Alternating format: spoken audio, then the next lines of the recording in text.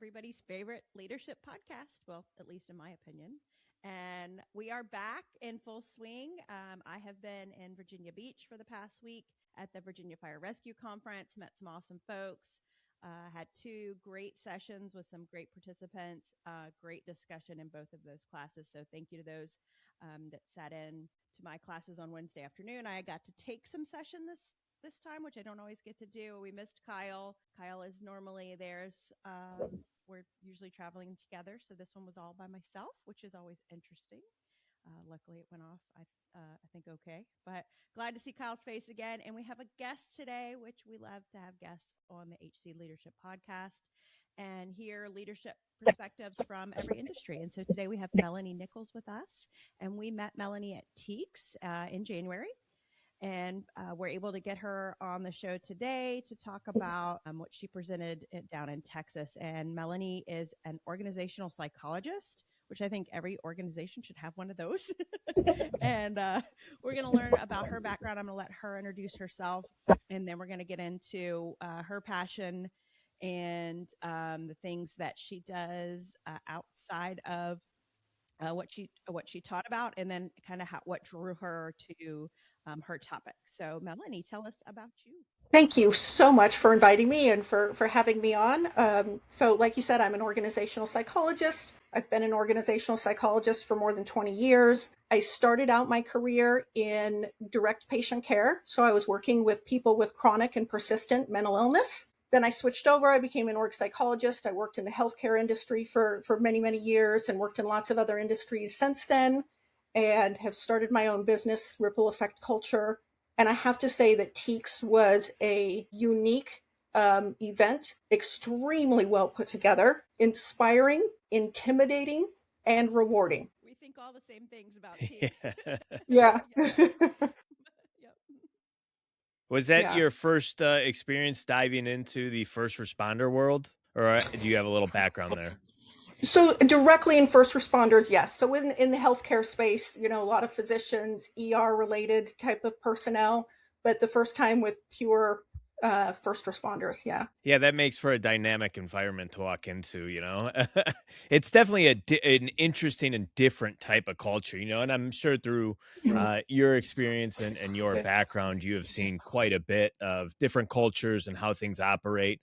And then diving into something like the fire service is just very different in a lot of ways, but I'm sure very similar in a bunch of ways as well. And the way things present themselves might just be different, but at the basis of whatever issues are going on within culture, within leadership, within people, at the core of it, it's probably all the same at the end of the day. Well, yeah. And as an organizational psychologist, really what I deal with is human behavior. Yeah. So at the core, we're all humans. I think there's absolutely a uniqueness in first responders, a beautiful uniqueness, might I add.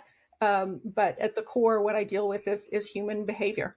Yeah, and we feel the same way talking about leadership is, across the board, everything is pretty similar in the leadership, culture. And we started out with this podcast mainly talking to those in the fire service industry, fire and EMS. And we started to get some listeners that were outside of that industry, but really liked listening to the fire service perspective. Just like I think for us, like a lot of times in the fire service, we like to listen to private sector insights or military insights. And so we rebranded, and now that's why we're HC Leadership, is so that we could kind of incorporate a little bit of everything. Because it's the fire service for so long, we really only listened to those inside. And we would only have speakers from the fire service and take classes from people in the fire service. And we were finally branching out now. And I love having conversations with people from every industry because it's same and different, right? So. Yeah. Well, and interestingly, since then, I have been reaching out to other presenters and people who were at the conference and asking them, how do I learn more about first responder industry? Just because it was so inspiring working with those folks. And so, yeah, what can I learn in the process as well? Awesome. So tell us about the class that you taught. So first of all, like what brought you to, there's probably some sort of passion behind what put drew you to put together a class like that. And so tell us what the class is about, and then maybe why you brought it to Teeks. Yeah, so there's a term in the, I guess, across industries right now. It's called toxic positivity. So toxic positivity is the pressure and the demand to present an optimistic viewpoint, even in the face of pain, reality, legitimate emotion, all of those things. And so it's across industries. But when I started thinking about it and the impact that that mindset has on first responders, when they are not able to express legitimate emotion and recognizing the trauma that they are always taking in, so I described it as a jelly donut in the class. It's like you're stepping on this jelly donut, and eventually it starts to squish out in other ways. So it comes out as sleep disturbances, depression, anxiety, all of those things. And so if we can address toxic positivity and make it okay to not be okay, then everybody's going to be healthier, and we're going to actually be more effective as first responders. Yeah. Does it come out as being angry with your spouse? Yes. Yes. Sometimes in our household, because we are a dual first responder household. But yeah, I see that with a lot of my first responder friends. It's interesting because we went through something and I showed a slide and it had a different emotional words on it. And I said, think about which of these emotions, because I think sometimes we get so comfortable with toxic positivity that we can't even recognize our emotions anymore. And so I was asking people, like, what emotions are difficult for you to acknowledge? And a number of people said, I don't know, because all I feel is anger. Wow. The only emotions I feel are anger and okay. And so it's like, okay, we have to reacquaint ourselves and and I called it name it to tame it. You have to name your emotion in order to manage the emotion. Wow. And to be able to do that and to model that for the people that we're responsible for, that's a big deal. But that's a really brave leader that can do those things, to take that pause and name the emotion. And why am I showing up in this space angry? Or why am I showing up in this space and I can only be, smiley, happy? Yeah, I would almost quickly say, well, welcome to the fire service. Sadly enough, that is more of the reality and that is more of the norm than not. And when we look at like mental health and we look at things of emotions and understanding emotions, this started becoming like mainstream in our industry about 10 years ago, 2015-ish. And we really haven't made much progress on it. It's just, maybe, and you could speak to the psychology of first responders and firefighters. And, we really like checklists. We really like policies. And like this stuff doesn't fit there because it's so dynamic. It's so individual for people that it's almost like, how do you teach people just how to be a human being to one another? And like, that's very hard for people in our profession to do because it doesn't come with a manual. It doesn't come with a policy. It doesn't come with a class. It is so much more than that. And, in essence, to really be able to do that for others, you have to be able to do it for yourself first, right? To really understand all of it. And it is therein lies the challenge within, I think, our industry a lot is the people to do that work themselves. And it's stuff Carrie and I talk about, like do that introspective work on you, understand why you're angry, and then you can understand why others are angry. And if we really want to shift this and take a more proactive approach in the mental health, it's like, how do we get there? And how do you, and being from the outside, like, how do you explain it to that type of group of people to be like, hey, a policy ain't going to fix this. A checklist isn't going to fix this. This is what you need to do. That's the challenge. Yeah, I think across industries, what I see is there is there's more acceptance in the younger generation that's coming up. Oh, yeah. So one of the things we talked about in the session was like, why do we have toxic positivity? What does it look like by generation? Boomers were taught to show emotion as weakness.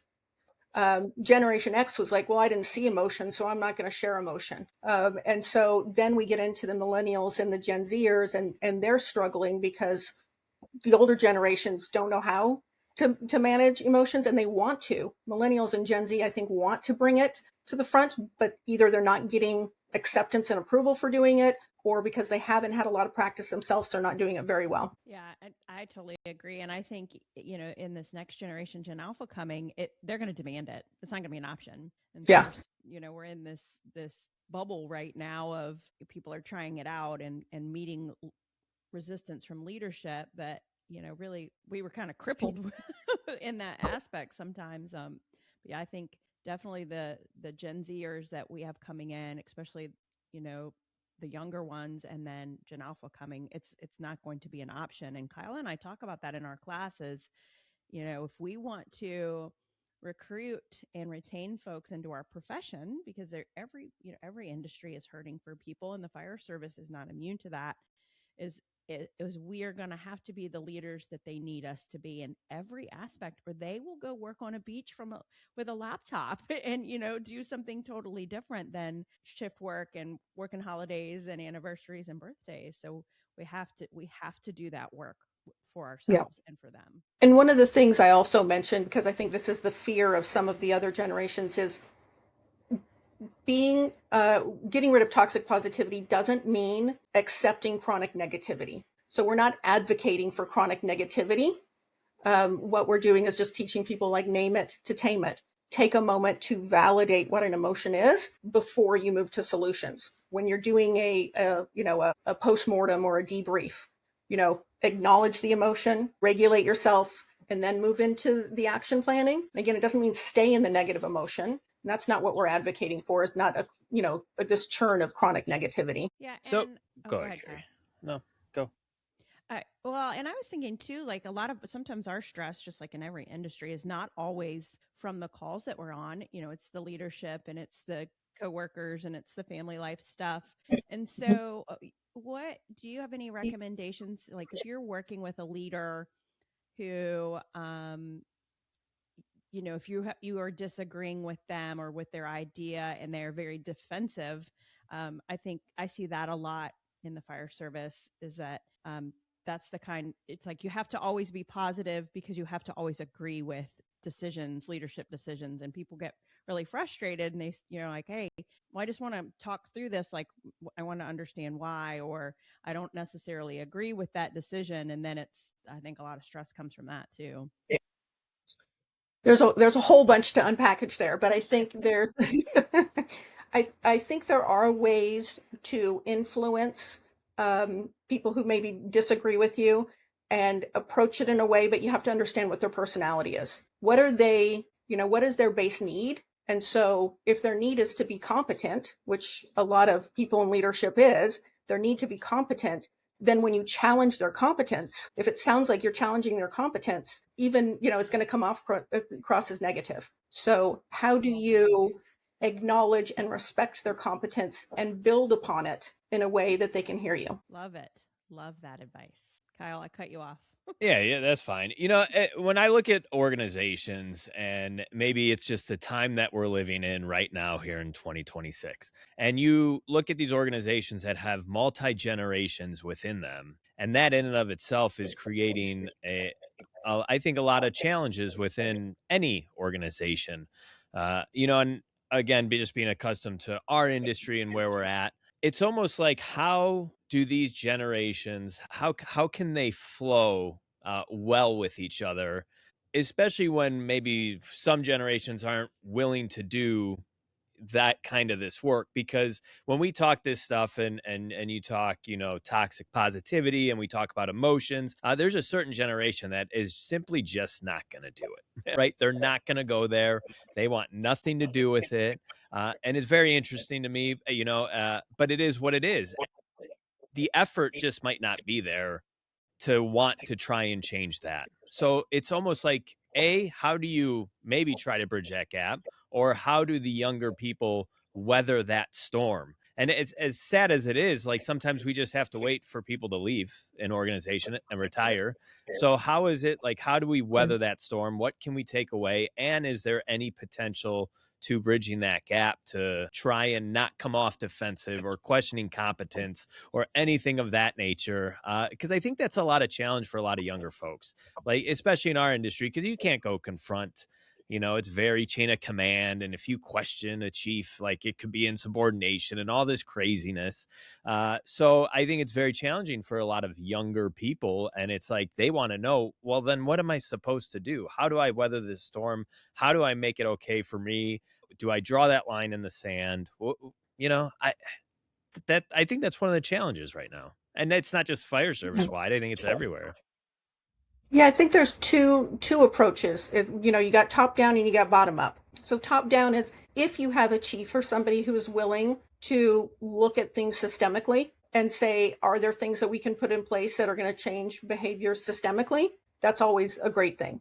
That's everybody's ideal. Any change initiative, you hope it's top down. 90% of the time, that's not going to happen. So how do you do bottom up? And I hear people all the time say, well, my leader's not ready to change. And then I say, how do you change yourself?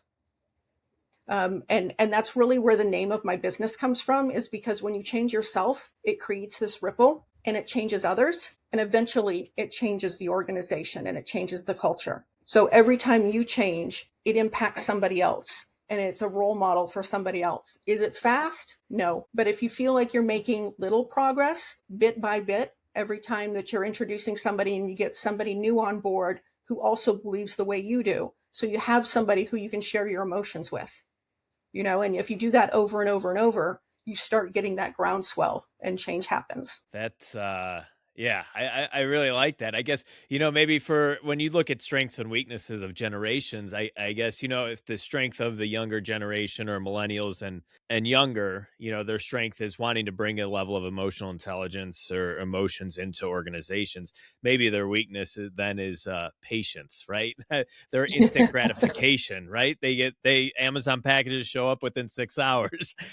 So maybe it's that patience piece for the younger people. Like, hey, you gotta, okay, if this is the organization and we got to do this from the bottom up, cool. But it's going to take years. That you're not going to get an immediate result. You're going to have many more mountains to climb over than you are going to have victories. But you have to stay the course and just keep going. So I always say consistency over complexity. Just keep doing the right things, small changes. And I know they're not as fun to celebrate. Right. I know the big changes are what you want to celebrate, but celebrate all of those little wins, so instead of being angry at the end of the day, hey, I was able to express my emotions to somebody today authentically. I'm going to count that as a win, and over time, you just keep building those up. And again, I know that's not what people necessarily want because they want huge transformational change that only comes from top down. But sometimes, and I've done this a lot, is when you create enough groundswell at the bottom, the top pays attention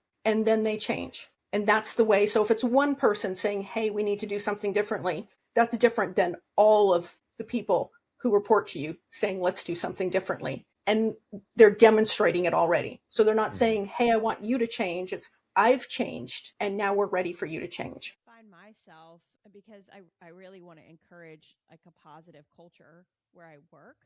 And, there's so much negativity in the workplace sometimes that I want to model being like a positive and seeing the best in things and being optimistic about our department. And sometimes I find myself, and I've seen other people do it, like taking it way too far to this other side of like, I don't ever want to be negative because I want to model this positive environment where you're so right. It's actually modeling both.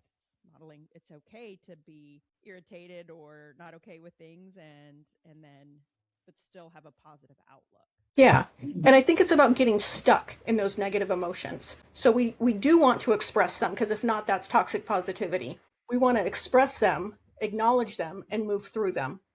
And instead of sticking with them, instead of staying in that state of frustration. Yeah, when it looks at, when we look at culture, and I think I was doing some snooping around, checking out your website, and I really like some of the things that you said on there, because it's beyond driving. And I think this is like when you look at, especially for you look at like the first responder realm of things, and we look at culture, that's such a word that's used nowadays, but it's besides driving, I think you put like business outcomes, or in the fire service, like driving, better outcomes. I mean, that's our goal in our job, but not just focusing on the outcomes, but improving lives outside of your employer, outside of the building in which you work, I think is just huge. And having that power to transform lives, not just in our organizations of what we do, but outside, whether it's being a parent, spouse, recreational sports, whatever it may be. The impact of leadership in this day and age, and what it can do, not just for your business or organization, but what it can do for the lives of those people, is so true. And it's like this missing piece sometimes. Yeah. Yeah. And I think, it's an old piece of data. I think if you did it, it would probably be higher now, but it was said that 75% of our adult lives are spent in working mode. We're thinking about working, we're in work. And so when you think about the impact your work has on your entire life, and you take whatever is going on in your life at work and you bring it home, and that impacts the society, is I think what maybe you're talking about is when we have great leaders, then we have great citizens, quite honestly, because great leadership gets taken home and shared with families and shared with communities. I love that. I really love that, because Kyle and I like to talk about the importance of, radical self-awareness and being authentic and being genuine and being good human beings, and all of the self-work that takes, like therapy or meditation or spirituality or, workshops or whatever it is personally for you. I always like to say, like, the authentic people are people you love to be around. They make good spouses. When you talk, go ahead. Nope. I was just going to say real quick, when you talk about authentic, I have a hat that I wear, and it says "Fearlessly Authentic AF." I'm not going to say the AF out loud here, but that's what I tell people to strive for. And it's interesting. Sometimes people don't even know what that is, like they have and again, it's almost like for you, and giving you some background knowledge on our career, a lot of people put their sole identity into a job. So beyond that, they don't know who they are. So it's like, you're telling me to be authentic, but I don't, it's almost like they don't know who they are besides that title that they have. So it's like all these layers of breaking down to be like, all right, well, this is who you are, and then we want you to live that way. And it's not going to be always pretty, and there's going to be growth, and there's going to be trials, and there's going to be successes, and all these things. It's such a big picture. Yeah. Yeah. And I think when you think about all of those things, up comes the should. So I should be a better leader. I should be a better parent. I should be a better coworker. Anytime that your brain says should, that's a judging statement. And you got to figure out how to get rid of the shoulds, because that's anytime should shows up. Either somebody's telling you should behave this way, or your brain tells you that. You got to be like, no, I could behave that way. I could do these things, or I can do them. But should always puts you in a shame loop, and it always makes you feel less than. I tell a lot of people, just start tracking the number of times that you think should, just in the day. Think about how many shoulds come up in your life, and then think about how do you flip the script on that. It's almost got me thinking right now. I'm like, all right. I'm thinking about all the times I tell my almost 14-year-old son, like, you should, and really what that does to his brain. Yeah, well, right now you're feeling guilty, though, so you're telling yourself should. I can hear it. We caught it live. I can hear it. It's good acknowledgement, like, okay, so my son, he could do these things, or he can do these things, or I'd encourage him to, but don't shame yourself either, because what's happened in the past is in the past, and can't change that. Love it. It's like a live illustration for everybody. That was perfect. That was like the greatest segue ever. Thanks, Carrie. That was awesome. Yeah. So were you in the corporate world before you started your current business, or in healthcare? I was. Yeah, so I was in healthcare. I've been in logistics. I've been in manufacturing. I've been in the music industry. So I've been in a lot of industries since healthcare.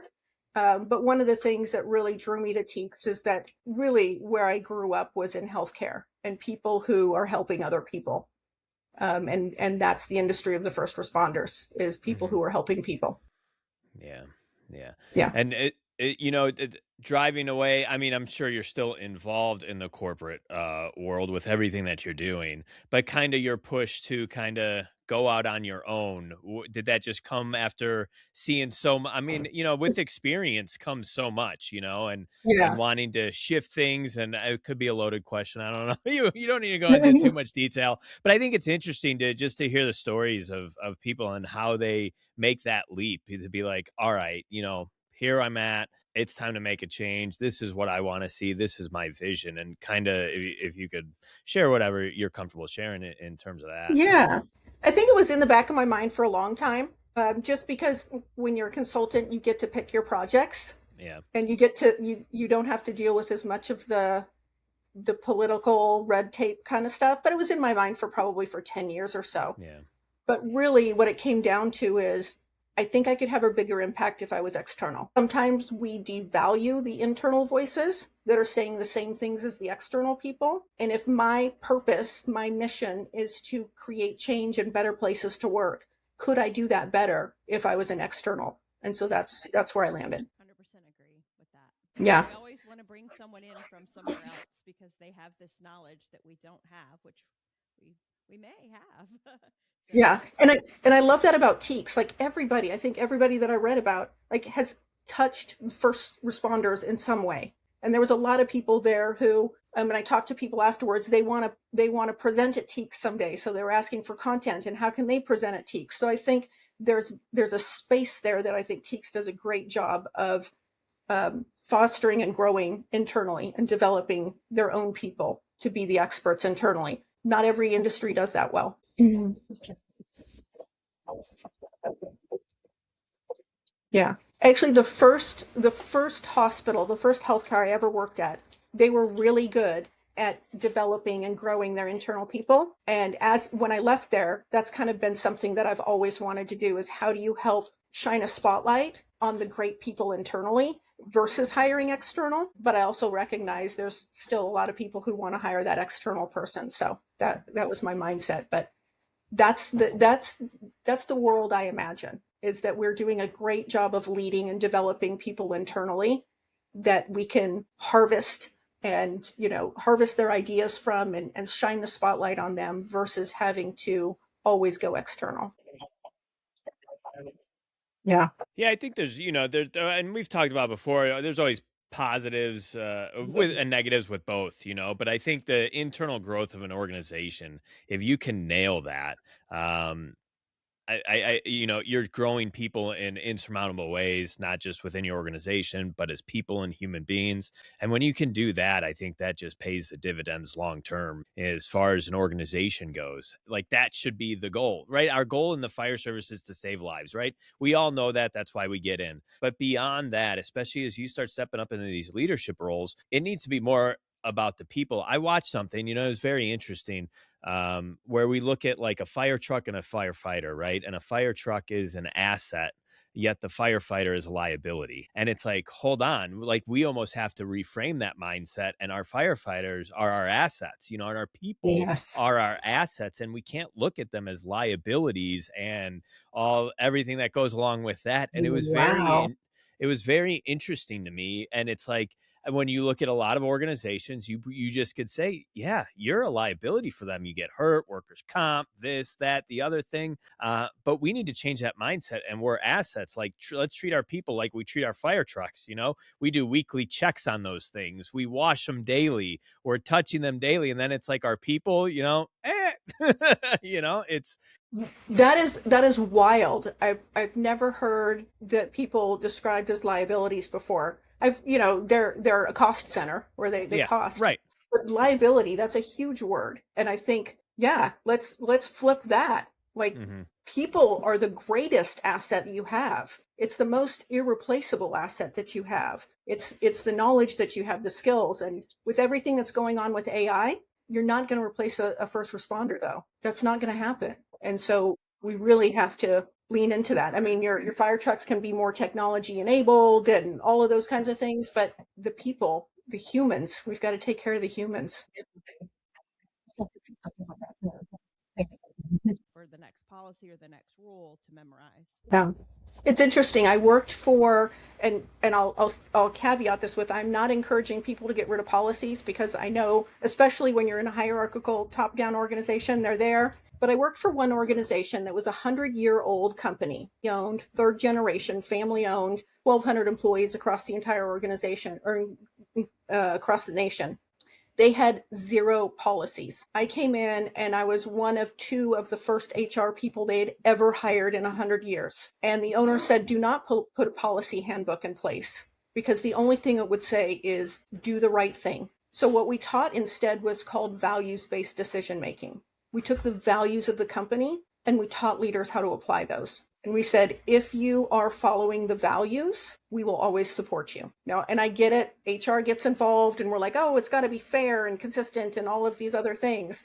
I'm in that space, I get it. But it was a beautiful, it was just a beautiful experience to be like, wow, like what? And they operated fine. They didn't have lawsuits. They didn't have a lot of things that we have because we've put policies in place. When you over policy, people are then looking for ways for the organization to screw up so they can say, gotcha. Mm-hmm. Instead of just do the right thing. Yeah. Hallelujah. So let me ask you, can I interview you for just a second? Absolutely. So I'm curious. Do you guys use like any psychological or personality or communications assessments, or do you use anything to help people understand human behavior within our organizations? Yeah. I know Carrie will talk about it because I know she does. Her organization does. But by me, no. You know, it's pretty wild. You know, it's very interesting. I'm very intrigued by it.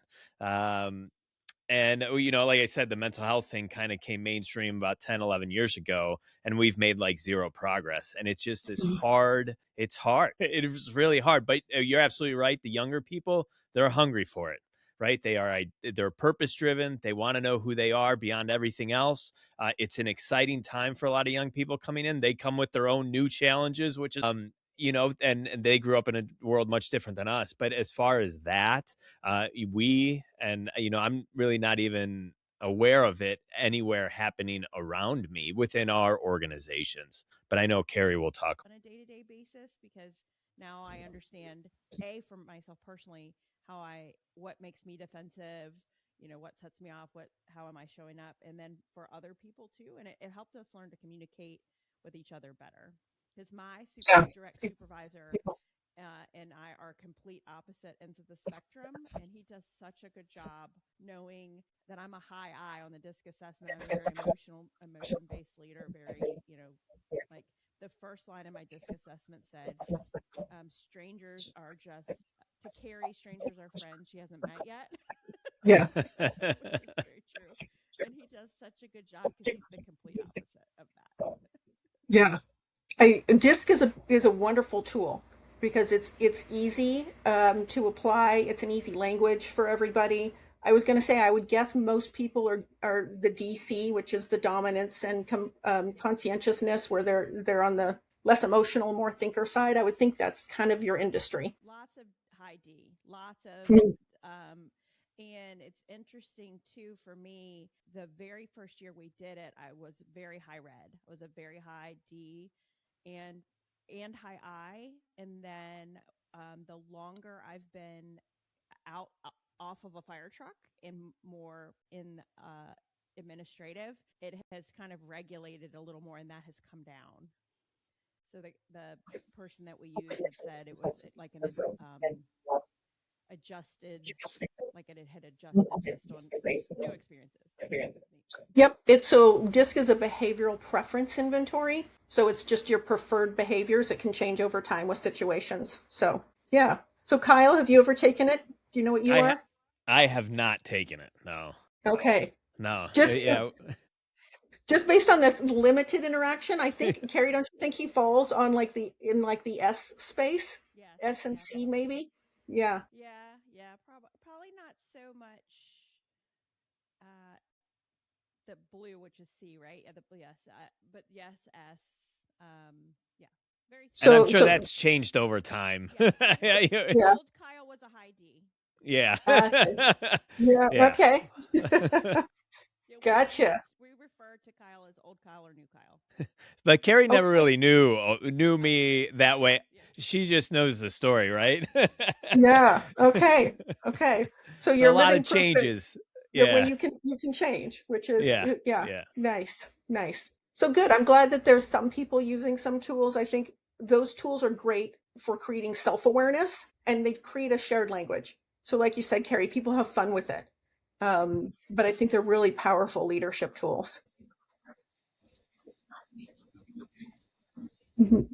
Nice. I love it. Love it. Yeah, there's You're some that are creating, you're, I was heading going to in say the right you're direction. creating ripples, Carrie. You're creating Yeah. ripples. That's what you're doing. I love it. Okay, sorry. Go ahead, Kyle. No, yeah, it's as we have this conversation, I'm just thinking about the name of, creating the ripples, and you just put that thought and you see what Carrie's doing, and some of the changes that I've made in my life personally, you just hope that they're having some impact, and I believe they are, and what Carrie's doing, but it's just, it's those little things, and I think sometimes, especially in with my background, our background, it's hard to cherish those small wins that you don't see any results from, because we have a task, we go do it, we see a result, whether it's good or bad, we see a result of our actions immediately, when we go on calls. So now when you just have a little win, it's like, all right, did it do anything? You have no idea. Right. And then, you don't have a whole lot of people to high five because they just don't get it. So it's just to have this conversation is very encouraging. And I think it should, and hopefully hits a lot of people who listen. Like, this is good. This is really good Just stuff. And just keep doing it. yeah. Just keep doing it. Consistency. Just create the consistency. It will have an impact. And I will say that I'll acknowledge that I'm saying this after 20 years of being frustrated and having to learn patience. So we were all newbies at first too, and we all came in with these great ideas and got frustrated and had to learn patience. So that's just part of growing up, I think, and coming into your profession is learning the patience. I think we're talking about it way more than when I was younger, but just keep at it, because it does have impact. And I would say, so people who came up to me after I spoke at Teaks just gave me so much energy, because I was like, yes, one person, like, even if it's one person's going to take something back, and they're going to try something at their firehouse, and that's going to change something. I mean, just again, we just got to celebrate all these tiny little things, because we never know where they're going to land. One little change, though, can result in something big down the road. That's exactly what Kyle tells me. I get very nervous before we speak, and Kyle does not. And he says, you just have to remember you were put in the space for a reason. And if one person leaves with something, yes, then we're in the right place. Yeah, Kyle. That's what Kyle always tells me. Yeah. And then you don't have to know it in the moment. It may be like they hear something, and later on down the road, they're like, I remember when Carrie and Kyle were talking about this, and they have that aha then. But it will happen. Well, we greatly appreciate your time today. You're West Coast time, and we are Central and East Coast time. We got all the times. Yeah, we're covering it all today. This has been so fun. I really appreciate it. Again, I was just truly inspired by working with first responders. It is a special group, and the opportunity to continue the conversation with you guys has truly been an honor. Thank you. We can use all the help we can get. we all can. All righty. Well, thank you all, listeners, HC Leadership Podcast, and we will see you guys soon.